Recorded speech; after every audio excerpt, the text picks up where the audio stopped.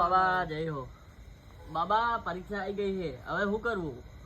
પરીક્ષા આવે એટલે વાંચવું પડે બેટા. આ માથે તો એટલું ટેન્શન હે કે ના પૂછે વાત. ઉતરાને ઓછી પતંગો ચડાઈ હોત તો અત્યારે ટેન્શન રહેત. બાબા અમે રાત દાડો વચ્ચે પણ કશું યાદ નહીં રહેતું. એ તો લે ચોપડા ખોલીને વાંચવું પડે, લખે ના મેર આવે. બાબા લખીને આખા ચોપડા ભર્યા પણ કશું યાદ જ નહીં રહેતું. બાબા કઈ રસ્તો બતાવો કે જેથી અમને બધું યાદ રહે વાંચેલું.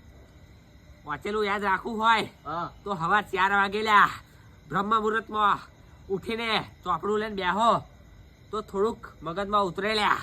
ભલે બાબા. બાબા બધા ભાઈબંધો જોડે આમ ભેગા મળીને વાંચીએ તો ચાલે ને? ના ચાલે લ્યા, ભાઈબંધો તો એમનું વાંચીને આયા છે, એ તને નહીં બતાવે.